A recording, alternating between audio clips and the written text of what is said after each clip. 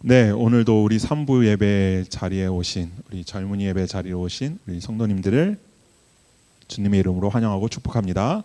잘 오셨습니다. 우리 오늘도 좌우에 계신 분들과 앞뒤에 계신 분들과 인사하겠습니다. 좀 어색한 인사일 수도 있는데요. 이렇게 인사해 볼까요? 잘하고 계십니까?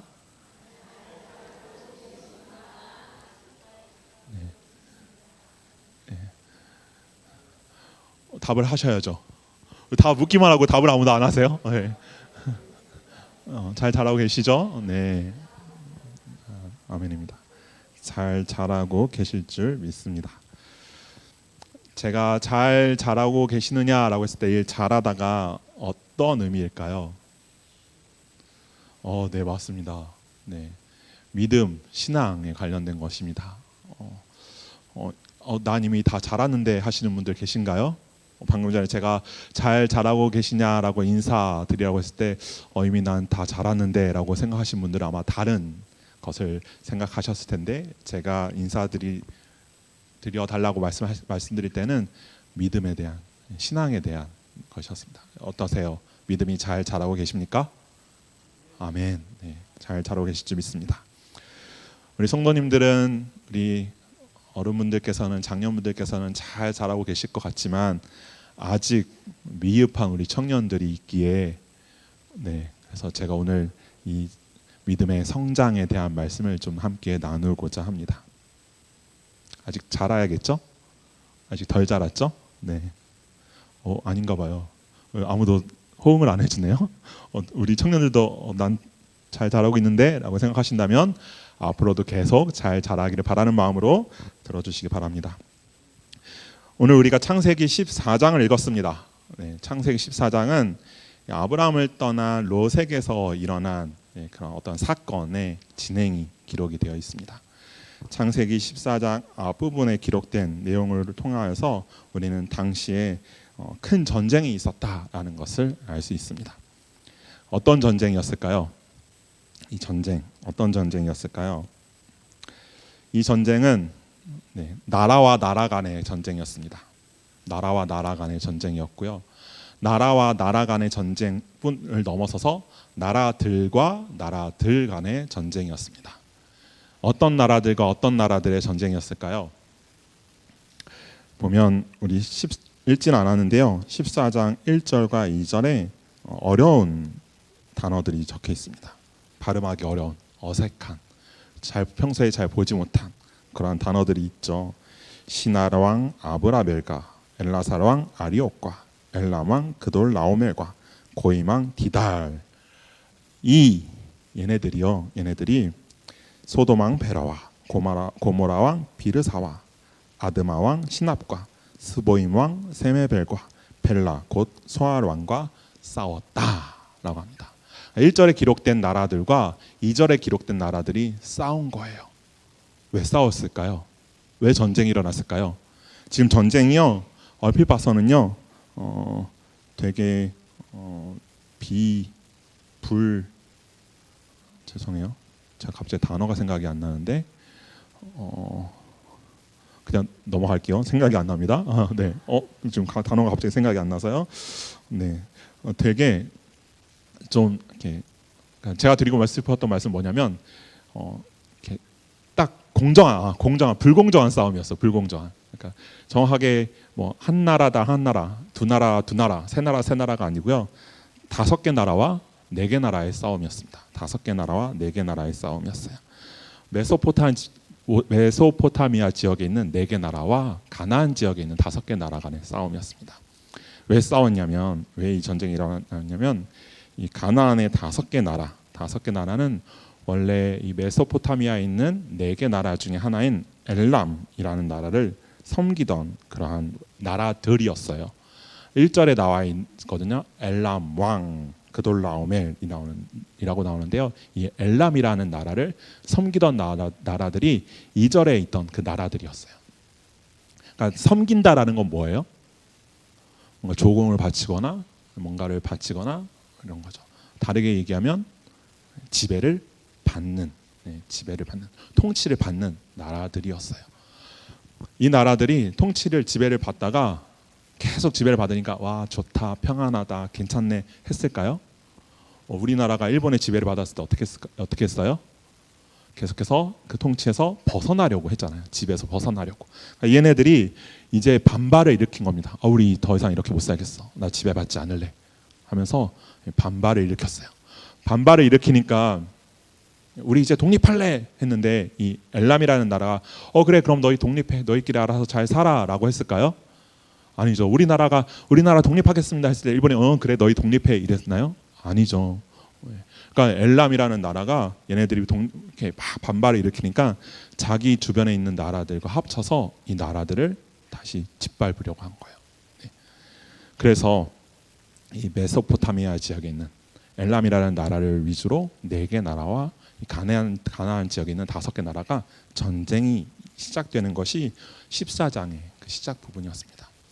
이 전쟁 누구의 승리였을까요? 메소포타미아 지역에는 4개 나라였고요. 가나안에는 5개 나라였습니다. 4대 5의 싸움. 누가 이겼을까요? 누가 이겼죠? 네. 4개 나라의 그 메소포타미아 지역에 있던 나라들이 승리를 합니다. 그래서 소돔과 고모라는 이 가나안 지역에 있던 나라들이었는데 메소포타미아 4개 나라에게 완패를 당합니다. 그래서 이 왕들이 4개 나라의 왕들이 소돔과 고모라에 있는 모든 재물 양식들을 가져가요. 뺏어갑니다. 우리가 이걸 뭐라고 부르죠? 전리품이라고 부르죠. 전쟁에서 승리해서 가져간 전리품으로 이것들을 다 가져가요. 소돔과 고모라에 있는 것들을 다 가져갑니다. 그런데 여기 이 소돔에 누가 있었을까요? 우리 청년들이 열심히 한 주간 묵상을 참 잘했다면 알 수 있는 내용입니다. 다 나와 있어요. 네, 월요일부터 나와 있는 그 내용을 제가 지금 말씀드리고 있는 거거든요. 이 소돔에 누가 있었을까요? 네.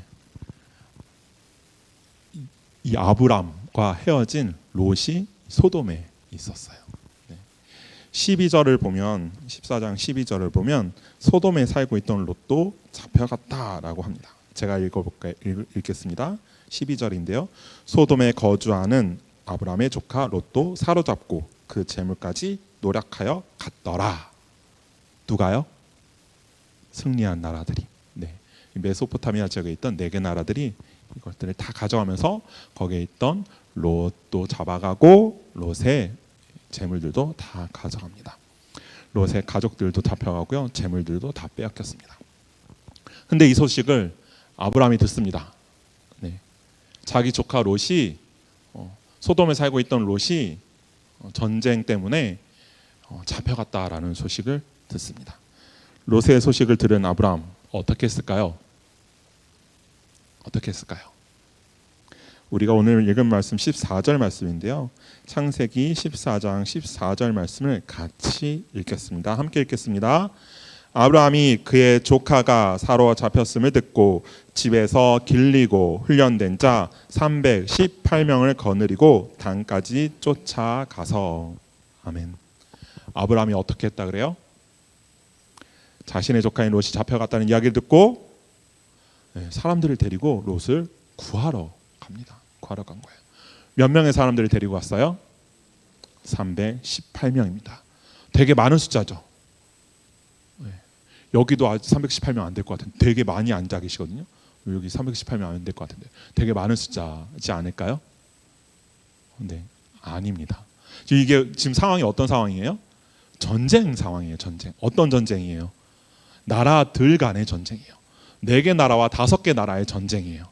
네, 4개 나라와 5개 나라가 전쟁하고 있다가 이렇게 사로잡아서 가고 있는 상황인데 얘네들을 구하러 몇 명이 갔다고요? 318명이요. 예, 턱없이 부족한 숫자죠. 나라들 간의 싸움에서 318명, 뭐 스파르타 이것도 아니고요.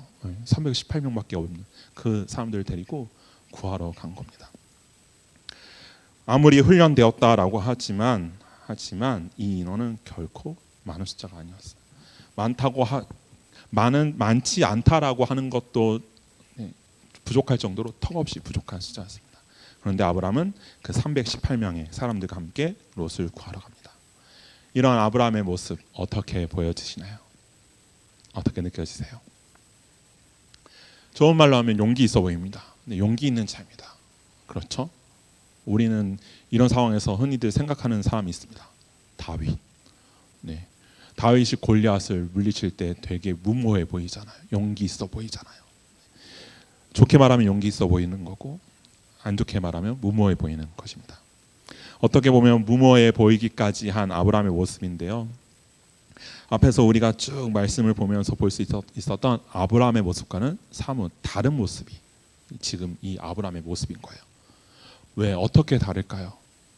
어떻게 다를까요? 혹시 창세기 12장에 어떤 내용이 기록되어 있는지 아시는 분 계신가요? 창세기 12장에 어떤 내용이 기록되어 있을까요? 네. 가나안에 기근이 들었습니다. 흉년이 들었어요. 네, 기근이 들어서 이 아브라함이 애굽으로 이동을 하게 됩니다. 애굽으로 이사를 갈 수밖에 없는 상황이에요. 이 애굽으로 이동하는 아브라함에게서 우리는 되게 찌질한 아브라함의 모습을 볼 수 있습니다. 조금 전에 보았던 것처럼 롯을 구하러 가기 위해서 318명만을 데리고 쫓아간 그러한 아브라함이 아니라 되게 겁쟁이 찌질한 아브라함을 볼 수 있어요. 죽을까 봐 두려워서 자기 아내 사례를 아내라고 하지 못하고 누이라고 거짓말을 시킨 아브라함이었습니다.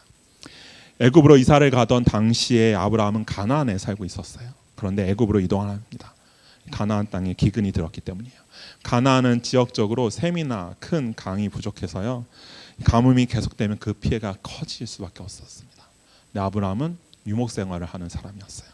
이 목초지를 찾아서 다니는 유목 생활을 했기 때문에 가뭄은 이 생존을 위협하는 그런 재난과 동일한 것이었습니다. 그에 비해서 애굽은 나일강이라는 큰 강이 있었기 때문에 일반적인 가뭄의 경우에는 그렇게 피해가 크지 않았던 거예요. 그래서 아브라함은 살기 위해서 생존을 위해서 애굽으로 가기로 결정하고 애굽으로 향합니다. 그런데 애굽으로 향하다 아브라함은 자신의 아내인 사레에게 자신의 아내라고 하지 말고 누이라고 하라는 거짓말을 하게 합니다. 왜 거짓말을 하겠을까요? 왜 이런 거짓말을 하겠을까요? 네, 안 되겠는데요. 네. 사례에게 내 아내라고 하지 말고 누이라고 거짓말을 하게 한 이유는 애굽의 왕 통치자였던 바로가 이 예쁜 여성들을 보면 자기의 아내로 첩으로 삼았기 때문이에요. 그런데 그냥 첩으로 삼은 게 아니고요. 그냥 미혼인 경우는 그냥 자기 아내로 삼았지만 기혼자인 경우, 유부녀일 경우에는 어떻게 했냐면 남편을 죽이고 자신의 아내로 삼았습니다. 그런데 그 당시의 사례가 참 아름다운 미모를 가졌던 것 같아요. 저는 그냥 생각했을 때 아브라함이 콩깍지가 씌어서 예쁘게 보였나 보다 싶었지만 보면은요, 이렇게 바로 그 애굽에 살던 사람들도 다 그 사례를 보고 되게 아름답다라고 이야기하는 그런 부분이 나옵니다. 사례가 아름다웠던 거예요. 아브라함이 볼 때 아름다운 사례를 바로가 보면은 분명히 자기 아내로, 바로의 아내로 삼을 것 같기 때문에, 그러면 어떻게 되는 거예요? 본인은 죽는 거죠. 무서워서, 두려워서, 자기가 죽을까 봐 두려워서. 근데 누이라고 하면 어떻게 되는 거예요? 조금 별로 안 좋은 이야기긴 하지만 바로가 데려가든 말든 자기는 사는 거예요. 그러니까 누이라고 하라고 거짓말을 하게 만드는 거죠. 어때요? 되게 찌질하죠. 찌질해요. 겁도 많고 죽을까 봐. 아브라함이 사례에게 거짓말을 하게 한 이유는 뭐예요? 살기 위해서. 자신이 죽을 수도 있다는 것을 알고 살기 위해서 거짓말을 하게 합니다.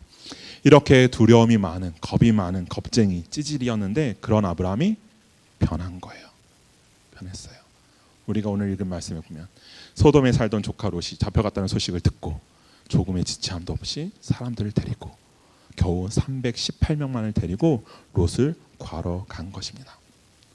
아브라함이 맞서려고 했던 그 메소포타미아의 그 4개 나라 연합국은요, 당시에 대단한 강대국들이었습니다. 문명들이 매우 뛰어났고요, 군사적으로도 앞서 있던 나라들이었습니다. 군인의 숫자도 많았고요, 무기도 좋은 것들이었습니다. 맞서 싸워서는 상대도 안 되는 상대였고요, 맞서 싸우리라는 상상도 하기 어려운 그런 상대였습니다.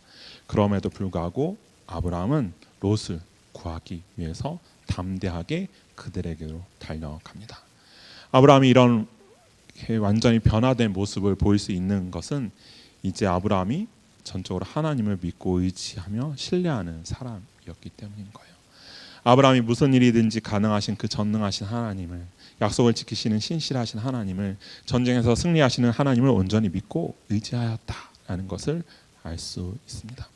함께 하시는 하나님의 존재를 알게 된, 인정하게 된 그러한 아브라함은 하나님을 전적으로 신뢰하면서 이 전쟁에 임하였습니다. 자신의 아내를 누이라고 속일 만큼 겁이 많고 찌질했던 아브라함이 이제는 하나님을 의지하면서 그 무엇도 두려워하지 않고 담대한 사람으로 거듭났다라는 것을 알 수 있어요. 아브라함의 이런 모습이, 행동이 변하게 된 것은 하나님으로 인한 것이었고, 아브라함은 하나님을 만나서 하나님을 의지하는 그런 믿음의 성장을 이루게 된 것입니다. 물론 여전히 아브라함에게는 부족한 부분이 있습니다. 이후에도 보면 아브라함이 실수하는 부분들이 나와요. 14장 이후로도 아브라함의 모습 중에서 물론 하나님을 의지하고 신뢰하는 부분도 있지만 잘못하고 실수하는 부분들도 분명히 나옵니다. 그러나 조금씩 변화되는 그런 아브라함의 모습들이 있어요. 하나님을 향한 그 믿음이 조금씩 자라나는 그런 아브라함의 모습이 기록이 되어 있다라는 것입니다. 우리들의 모습을 한번 생각해 보기로 합니다. 나의 믿음은 어느 정도인가? 나의 삶의 변화가 있는가? 나의 삶은 변화되고 있는가? 하나님으로 인해서, 내가 만난 그 하나님으로 인해서 하나님께서 허락하신 그 믿음으로 나의 삶은 변화가 되고 있는가? 나의 믿음은 성장을 이루고 있는가? 나는 믿음이 성장하고 있는 사람인가? 자라나고 있는 사람인가? 우리의 모습을 한번 생각해 보기로 합니다. 나는 얼마나 하나님을 믿고 있는가? 나는 얼마나 하나님을 믿고 의지하고 있는가? 여러분들 얼마나 하나님을 믿고 하나님을 의지하고 있습니까? 여러분들의 삶에서 하나님을 얼마나 붙들고 있고 의지하고 있습니까? 아브라함은 겁이 많은 사람이었지만 하나님과 만나면서 담대한 사람으로 거듭나고 변화된 삶의 모습이 보여집니다. 여러분들은 얼마나 많은 겁을 내고 살아가고 있습니까? 얼마나 많은 것을 두려워하고 있습니까? 걱정과 염려가 여러분들의 삶에서 얼만큼 차지하고 있습니까? 나의 걱정과 염려 속에서, 겁과 두려움 속에서 하나님은 어디에 계십니까? 여러분들이 믿는다라고 고백하는, 의지한다라고 하는 하나님은 과연 어디에 계십니까? 하나님을 얼마나 인정하며 살아가고 계십니까? 하나님을 얼마나 기억하고 의지하며 살아가고 계십니까? 여러분들의 믿음은 어떠세요? 한번 생각해 보기로 합니다. 나의 믿음은 어떠한가? 우리들의 지난 한 주를 돌아보기로 합니다. 그 속에서 나는 얼마나 하나님을 붙들고 있었는가? 하나님을 의지하고 있었는가? 걱정과 염려로 살아가고 있지 않았는가? 너무나 많은 것들 겁을 내고 두려워하며 살아가고 있지는 않았는가? 또한 하나님의 말씀을 얼마나 붙들고 하나님의 말씀을 따라서 살아갔는가? 하나님께서 말씀하신 대로 다른 이들을 사랑하며 살아갔는가? 이해하고 배려하며 살아왔는가? 우리들의 모습을 생각해 보기로 합니다. 하나님을 만난다면 사랑하지 못했던 사람을 사랑할 수 있는 변화가 있어야 됩니다. 이해하지 못한 사람들을 이해할 수 있는 변화가 있어야 합니다. 그것이 믿음이 자라나는 것입니다. 그것이 믿음의 성장인 거예요. 내가 사랑하지 못한 사람들을 여전히 사랑하지 못하고 여전히 미워하고 비난하고 있다면 과연 그것이 내가 하나님을 믿습니다, 내가 하나님의 말씀을 따릅니다 라고 고백하는 그 믿음의 삶을 살아가고 있는지 우리들의 삶의 모습을 점검해 봐야 된다라는 것이죠. 내가 세상에서 살면서, 우리 청년들은 물론 다른 분들도 더 그렇겠지만 우리 청년들 되게 많은 걱정과 염려 속에서 살아가고 있잖아요. 학업으로 인해서, 취업으로 인해서, 취업한 후에 직장 생활들로 많은 고민이 있고 염려가 있고 걱정 속에서 살아가는데 과연 그 염려 속에서, 그 걱정 속에서 얼마나 하나님을 찾고 있는가라는 것을 생각해 보기로 합니다. 얼마나 나의 믿음이 자라나고 있는가? 지금 계속해서 말씀을 듣고 있잖아요. 말씀을 보고 있고요. 말씀을 듣고 있고요. 예배를 드리고 있고요. 기도하고 있잖아요. 기도 속에서, 말씀 속에서, 예배 속에서 나의 믿음은 얼마나 자라나고 있는가? 1년 전, 2년 전의 나의 모습과 나의 믿음과 지금의 나의 믿음은 얼마나 자랐는가? 나는 얼마나 사랑이 커졌는가? 내 속에서 얼마나 겁이 없어지고 두려움이 없어지고 담대함이 생겼는가?